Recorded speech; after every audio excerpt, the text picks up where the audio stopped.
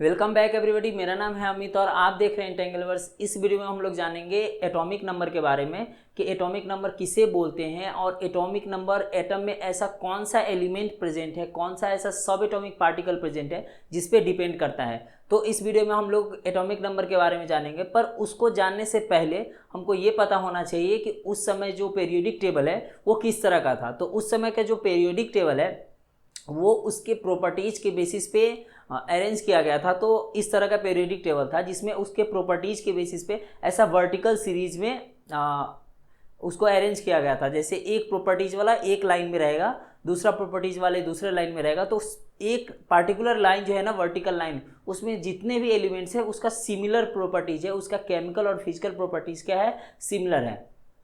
लेकिन उसके बाद उसको देखा गया क्या कि उसका जो अरेंजमेंट है, जब प्रॉपर्टीज के हिसाब से उसको अरेंज किए हैं तो उसका मास जो है, एटॉमिक मास, वो असेंडिंग ऑर्डर में है। जैसे हाइड्रोजन का कम है, उसके बाद हीलियम का है, उसके बाद उससे भी ज़्यादा लिथियम का है, उससे भी ज़्यादा नेक्स्ट एलिमेंट का है, ऐसे करके असेंडिंग ऑर्डर में है सारे एलिमेंट्स। लेकिन देखा गया कि इसमें कुछ एलिमेंट जो है उसका जो मास है वो असेंडिंग ऑर्डर में नहीं है। जैसे कि आर्गन और पोटेशियम का, ये दोनों एलिमेंट्स का जो मास है, जैसे कि आर्गन का मास पोटेशियम से ज़्यादा है और वही पोटेशियम का क्या है, मास आर्गन से कम है। तो पोटेशियम पहले होना चाहिए, आर्गन बाद में होना चाहिए, लेकिन ऐसा है नहीं।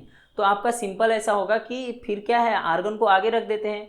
लेकिन आर्गन जिस सीरीज में है ना, तो उसका प्रॉपर्टीज उस सीरीज के एलिमेंट से मैच करता है, और पोटेशियम जिस लाइन में है, जिस वर्टिकल लाइन में है, उसके एलिमेंट से मैच करता है। तो इसको बदल तो नहीं सकते हैं, हमको कुछ ऐसा प्रॉपर्टीज देखना होगा उस एलिमेंट में या उस पीरियोडिक टेबल में जिस पे ये कम्प्लीटली डिपेंड करता है सारे एलिमेंट्स। और जितने भी एलिमेंट्स पीरियोडिक टेबल में है वो एक सेंस बनाता हो, कोई असेंडिंग ऑर्डर डिसेंडिंग ऑर्डर में यहाँ सेंस नहीं बना रहे हैं, क्योंकि कुछ एलिमेंट्स है जैसे कि आर्गन पोटेशियम हो गया, ऐसा कुछ और एलिमेंट्स भी है जो पीरियोडिक टेबल में यहाँ आपको दिख रहा होगा। ये सारे एलिमेंट्स का है वो असेंडिंग ऑर्डर वाले रूल को वायलेट करता है। तो हमको जानना होगा कि ऐसा कौन सा प्रॉपर्टीज है किसी भी एलिमेंट में जिसमें ये सही से बैठ पाएगा, सही ये एक सेंस बना पाएगा ये पीरियोडिक टेबल। और ये भी जानना होगा कि एटॉमिक नंबर जो है किस चीज़ पे डिपेंड करता है, या फिर किसी भी एटम को हम लोग कैसे पहचानेंगे कि ये एटम जो है वो आयरन का है, निकेल का है, जिंक का है, कैसे पहचानेंगे, उसमें कौन सा ऐसा सब एटॉमिक पार्टिकल है जिस पे हम उस एटम को पहचानेंगे। तो रोएंटगन नाम के जो साइंटिस्ट थे वो 1895 में क्या किया, ये कैथोड रेज लिया, उसको थोड़ा सा मॉडिफाई कर दिया और इस तरह का बनाया। इसमें जो ये एनोड है उसको कुछ एंगल पे टिल्ट कर दिए, क्योंकि यहाँ से जो कैथोड रेज में इलेक्ट्रॉन रहता है, तो इलेक्ट्रॉन जाके अगर एनोड पे टकराएगा तो अगर वो सीधा ऐसे निकलेगा तो उधर तो एनोड रेज भी निकलता है, थोड़ा कन्फ्यूजन हो जाएगा। इसलिए एनोड को क्या किए हैं, थोड़ा सा टिल्ट कर दिए हैं कि इधर से अगर एक्सरे जाएगा, इधर से अगर कैथोड रेज जाएगा तो एक्सरे कुछ डायरेक्शन बना के निकलेगा जिसको हम बाद में ऑब्जर्व कर पाएंगे। तो उन्होंने क्या देखा कि जब हाई एनर्जी इलेक्ट्रॉन्स का क्या मतलब है कि दोनों इलेक्ट्रोड्स के थ्रू हाई वोल्टेज का कोई बैटरी या पावर सोर्स लगाएं। हाई एनर्जी का यही मतलब है कि हाई एनर्जी होगा मतलब ज़्यादा पोटेंशियल डिफरेंस है, मतलब इलेक्ट्रॉन ज़्यादा फोर्स से इधर आएगा। तो उन्होंने क्या देखा कि ये एनोड से टकरा के एक हाईली पेनिट्रेटिंग रेडिएशन निकालता है जिसको उन्होंने एक्सरे बोला। वो रेडिएशन वो एक इलेक्ट्रोमैग्नेटिक रेडिएशन है, जैसे कि लाइट रेज होता है, सनलाइट जो होता है वो भी इलेक्ट्रोमैग्नेटिक रेडिएशन है, वैसे ही एक्सरे भी एक इलेक्ट्रोमैग्नेटिक रेडिएशन है। तो उन्होंने क्या देखा कि ये निकलता है। उसके बाद उन्होंने यहाँ पे एक डिफ्रैक्शन ग्रेटिंग डाल दिया। डिफ्रैक्शन ग्रेटिंग क्या होता है, जैसे ऑर्डिनरी लाइट रेज जब निकलता है और प्रिज्म से जब वो पास होके जाएगा तो लाइट रेज का स्पेक्ट्रम बनता है, जिस स्पेक्ट्रम में बहुत सारे स्पेक्ट्रल लाइंस होता है, रेड का होता है, येलो का होता है, ऑरेंज का होता है, वायलेट का होता है, ये सारे स्पेक्ट्रल लाइंस है और इस पूरे को एक साथ में स्पेक्ट्रा बोलेंगे। उसी तरह एक्सरे जब जाके डिफ्रैक्शन ग्रेटिंग पे टकरा रहा है तो उसका एक्सरे का एक स्पेक्ट्रा निकल रहा है जिसमें अलग अलग स्पेक्ट्रल लाइंस है। यहाँ पे जो कलर्स मैंने दिखाया है ये कलर्स एक्चुअली में प्रेजेंट नहीं होता है। कलर्स क्या होता है, कलर्स लाइट रेज का कुछ ही ऐसा वेवलेंथ है जिसको हम लोग कलर्स बोलते हैं, या आंखों को परसीव होता है एज ए कलर, मतलब आंखों में कलर दिखता है। एक्सरे का ऐसा कोई कलर नहीं होता है। सिर्फ मैंने आपको इसलिए इसमें दिखाया है क्योंकि आप समझ पाए कि अलग अलग स्पेक्ट्रल लाइंस है ये सब।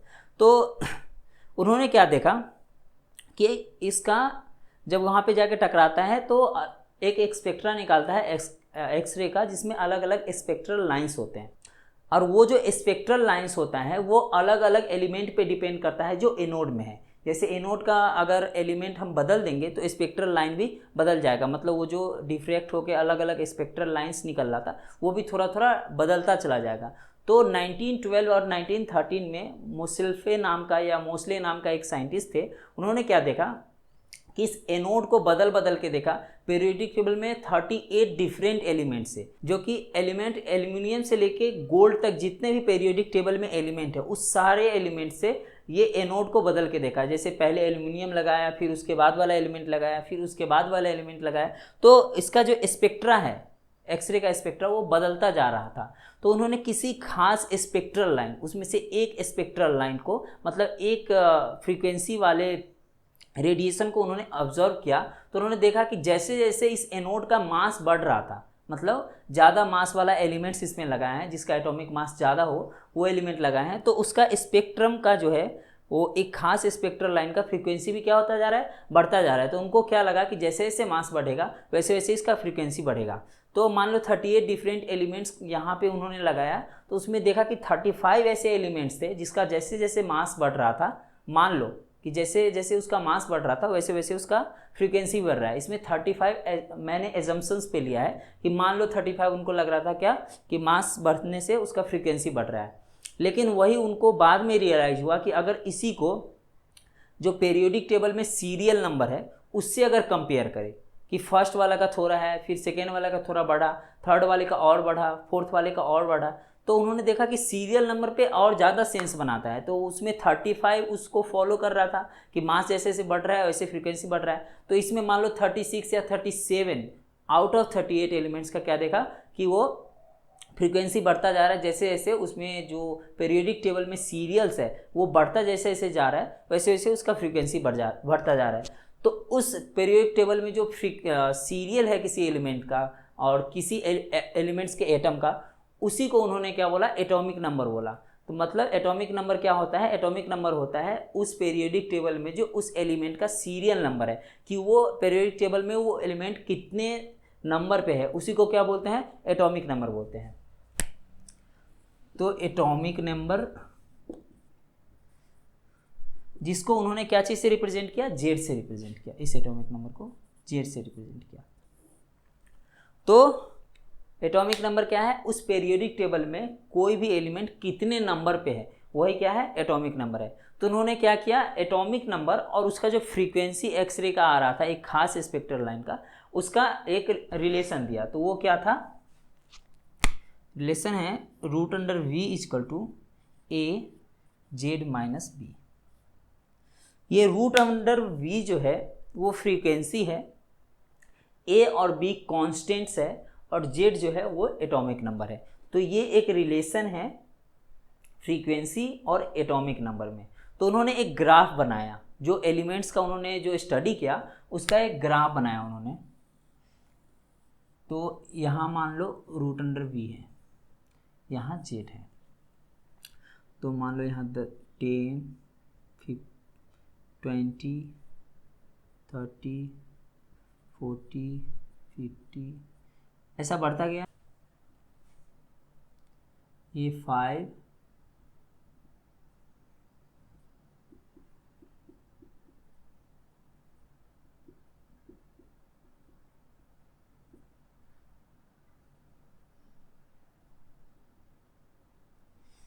तो इसका फ्रीक्वेंसी भी क्या है, बढ़ता जा रहा है, और यहाँ एटॉमिक नंबर बढ़ता जा रहा है। तो उन्होंने देखा क्या, इससे एक स्ट्रेट लाइन बनता है। जैसे कि मान लो 10th वाले का इतना फ्रीक्वेंसी है, 11th वाले का इतना होगा, 12th वाले का, 15th वाले का इतना, 18th वाले का इतना, ऐसे ऐसे बढ़ता जा रहा है। तो उन्होंने देखा क्या, एक स्ट्रेट लाइन टाइप का बन रहा है। तो इसको अगर इसको हम मिलाएंगे तो एक स्ट्रेट लाइन बनेगा। ठीक है, यहाँ पे मेरे से नहीं बन पाया, पर ये क्या है, एक स्ट्रेट लाइन है। ऐसा नहीं कि फर्स्ट वाले एलिमेंट का इतना है फ्रीक्वेंसी, सेकेंड वाले का कम ही रह गया, इससे भी कम आ गया तो यहाँ आ जाएगा, थर्ड वाले का बहुत ज़्यादा है, तो इस टाइप का नहीं है। ये स्ट्रेट लाइन बना है। क्या बना है, स्ट्रेट लाइन बना है। जब फ्रीक्वेंसी और एटॉमिक नंबर को अगर साथ में रख के ग्राफ बनाते हैं तो स्ट्रेट लाइन निकलता है। तो ये तो समझ में आ गया कि एटॉमिक नंबर किसको बोलेंगे, कि वो है serial number of the element in periodic table. लेकिन उस एलिमेंट के अंदर ऐसा क्या है, पीरियोडिक टेबल मान लो मेरे पास नहीं है, तो उस एलिमेंट के अंदर ऐसा क्या है जिससे कि हम एटॉमिक नंबर को पता कर पाएंगे। तो इसका आंसर देने का फर्स्ट टाइम कोशिश किया गया था वेंडेनब्रॉक के द्वारा। उन्होंने बोला था क्या कि एटॉमिक नंबर है उस एलिमेंट का जो एक एटम है उसके सेंटर में जितना पॉजिटिव चार्ज है, उसके सेंटर में जितना पॉजिटिव चार्ज है उसके बराबर है। तो एटॉमिक नंबर क्या हो जाएगा, पहला तो ये हो गया कि पीरियोडिक टेबल में उसका सीरियल नंबर क्या है। सेकेंड क्या है कि उसके एटम के न्यूक्लियस में कितना पॉजिटिव चार्ज है, वो भी क्या हो जाएगा, एटॉमिक नंबर हो जाएगा। और सेम बात रदरफोर्ड ने भी बोला था। तो वेंडेनब्रॉक ने ये बात 1913 में बोली थी, 1913 में बोली थी। सेम बात रदरफोर्ड ने भी बोला था कि एटॉमिक नंबर रिप्रेजेंट करता है कि उस एलिमेंट के सेंटर में या फिर उस एलिमेंट के न्यूक्लियस में कितना पॉजिटिव चार्ज है। तो दोनों का बात सिमिलर ही है। एक बोल रहे हैं कि इसमें जितना प्रोटॉन है वो उस एलिमेंट को रिप्रेजेंट कर रहा है, दूसरा बोल रहा है कि वो एलिमेंट जो है ये दर्शाता है कि उसके सेंटर में या फिर उसके न्यूक्लियस में कितना प्रोटॉन्स है। तो एटॉमिक नंबर का दो डिफिनीशंस हो जाएगा, एक हो जाएगा क्या कि पीरियोडिक टेबल में वो कितने सीरियल नंबर पे है, सेकेंड क्या हो जाएगा कि उसके सेंटर पे कितना पॉजिटिव चार्ज है या फिर सेंटर पे कितना चार्ज है, क्योंकि सेंटर पे तो एक ही चार्ज रहेगा पॉजिटिव चार्ज, तो कितना चार्ज है उस पर डिपेंड रहता है। तो अगर एटॉमिक नंबर को हम अगर यहाँ पे लिखें तो ये हो जाएगा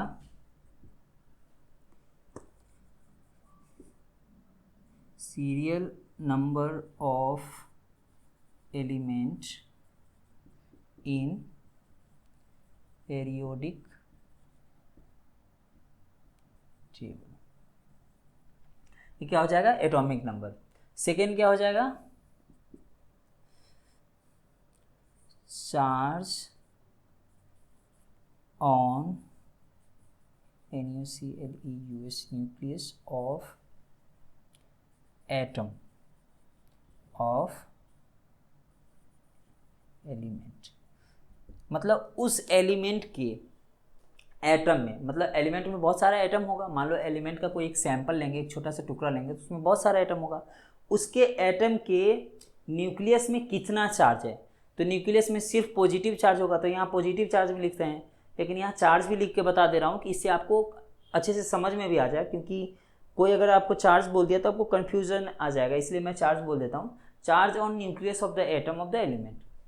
अब देखो, जब उसके न्यूक्लियस पे जितना चार्ज होता है उतना ही इलेक्ट्रॉन्स, जितना न्यूक्लियस पे उसका पॉजिटिव चार्ज होगा, मतलब पॉजिटिवली चार्ज पार्टिकल होगा, उतना ही निगेटिवली चार्ज पार्टिकल उस एटम के ऑर्बिट्स में होगा, उतने ही इलेक्ट्रॉन्स उस एटम के क्या होगा, ऑर्बिट्स में होगा। लेकिन ये सिर्फ न्यूट्रल एटम में होगा। न्यूट्रल एटम का क्या मतलब है कि एटम में से इलेक्ट्रॉन्स निकलता भी है और इसमें इलेक्ट्रॉन्स जुड़ता भी है।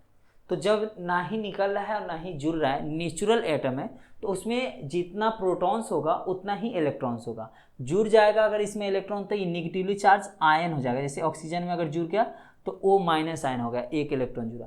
दो अगर जुड़ा तो 2 माइनस, 3 जुड़ा तो ऐसा 3 माइनस। ठीक है, तो एटम में इलेक्ट्रॉन जुड़ता और निकलता है, इसके लिए उसको उतना ध्यान नहीं देते हम लोग, सिर्फ प्रोटॉन की बात करते हैं कि किसी एटम को हम कैसे पहचानते हैं कि उसके न्यूक्लियस पे कितना प्रोटॉन्स है, उसी से पहचानते हैं। जनरली ये नहीं बोलेंगे कि उसके इलेक्ट्रॉन उसके पास कितना है, क्योंकि इलेक्ट्रॉन घटता बढ़ता है, लेकिन उसको भी एटॉमिक नंबर बोल सकते हैं अगर वो एटम क्या हो, न्यूट्रल हो। Number of extra nuclear electrons in an neutral atom। ये क्या है, number of extra nuclear electrons. Extra nuclear electrons का मतलब वो इलेक्ट्रॉन जो न्यूक्लियस से बाहर है, न्यूक्लियस के अंदर नहीं है। तो आप बोलोगे कि न्यूक्लियस के अंदर तो इलेक्ट्रॉन होता ही नहीं है, एक्चुअली में होता है। जब आप क्वांटम फिजिक्स पढ़ेंगे तो उसमें पता चलेगा कि न्यूक्लियस से भी इलेक्ट्रॉन्स निकलता है। ठीक है, तो वो अभी उसमें नहीं जाना है क्योंकि थोड़ा कॉम्प्लेक्स इशू है वो। तो सिंपली बता देता हूँ कि इस न्यूक्लियस के बाहर जो भी इलेक्ट्रॉन्स ऑर्बिट कर रहा है एक न्यूट्रल एटम में, अगर वो एटम क्या है, न्यूट्रल है, वो भी क्या हो जाएगा, एटॉमिक नंबर। तो एटॉमिक नंबर के 3 डिफिनीशंस हो गए, कौन कौन, serial number of the element in periodic table, charge on the nucleus of atom of element, मतलब उसके न्यूक्लियस पे कितना चार्ज है, जनरली क्या, उसके न्यूक्लियस पे सिर्फ पॉजिटिव चार्ज होगा, न्यूट्रॉन्स में तो कोई चार्ज होता नहीं है, तो चार्ज जो होगा उस पर डिपेंड करता है। और थर्ड क्या है, number of extra nuclear electrons in the end neutral atom, मतलब उस न्यूट्रल एटम में के न्यूक्लियस के बाहर जितना भी इलेक्ट्रॉन्स होगा वही क्या हो जाएगा, उसका एटॉमिक नंबर होगा। तो जनरली हम लोग इस बीच वाले को लेते हैं क्योंकि ये एक क्रेडिबल इन्फॉर्मेशन एक्चुअली, तो ये तो एक तो एटम के अंदर पाया जाता है, प्लस इसको निकाल और डाल भी नहीं सकते हैं, सिंपली जब तक न्यूक्लियर रिएक्शन ना हो तब तक इसको निकालना और डालना मुश्किल है। प्रोटॉन्स ना ही निकलता है ना ही उसमें डाला जाता है, जब न्यूक्लियर रिएक्शंस होता है तब उसमें डाला या निकाला जाता है, फ्यूजन और फिजन के प्रोसेस को बाद में पढ़ेंगे हम लोग।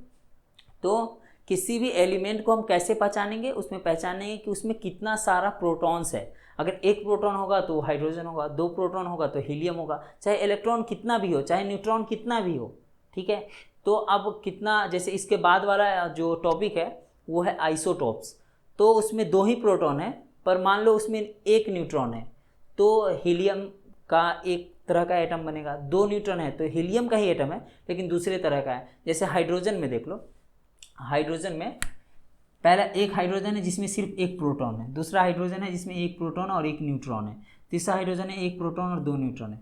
ये सब प्रोटॉन है। क्यों प्रोटॉन है, क्योंकि सब में क्या है, पॉजिटिव चार्ज सेम है, सब में प्रोटॉन्स क्या है, सेम है, न्यूट्रॉन्स बदल रहा है। तो डिपेंड किस पे करता है, कोई भी एटम किसका है, उसके प्रोटॉन्स पे डिपेंड करता है, इसलिए ये सभी क्या है, हाइड्रोजन का एटम है। जो कि अगला टॉपिक है कि आइसोटॉप्स क्या होता है, आइसोबार्स क्या होता है, ये सब पढ़ाएंगे नेक्स्ट टॉपिक में।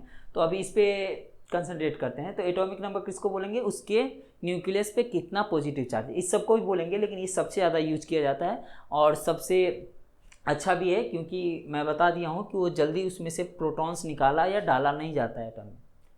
अब हम बात करते हैं, जैसे कि इसमें बताया ना कि न्यूक्लियस पे चार्ज किसकी वजह से होता है, न्यूक्लियस पे चार्ज होता है सिर्फ इसमें जितना प्रोटॉन्स होता है उसकी वजह से, लेकिन न्यूक्लियस पे जो मास होता है वो मास होता है न्यूक्लियस पे प्रोटॉन्स और न्यूट्रॉन्स की वजह से। इसके अंदर न्यूट्रॉन्स भी है न्यूक्लियस के अंदर, जो कि शायद अभी तक पढ़ा दिए या नेक्स्ट में वीडियो में आपको बताएंगे।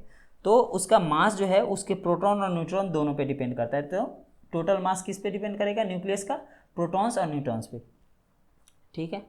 चार्ज सिर्फ प्रोटॉन्स पे डिपेंड कर रहा है लेकिन उसका मास प्रोटॉन्स और न्यूट्रॉन्स दोनों पे डिपेंड करेगा। और इसी दोनों सब एटॉमिक पार्टिकल को न्यूक्लियॉन्स बोलते हैं, न्यूक्लियॉन्स, क्योंकि ये न्यूक्लियस में पाया जाता है, ये दोनों, इसको क्या बोलते हैं, न्यूक्लियस बोलते हैं।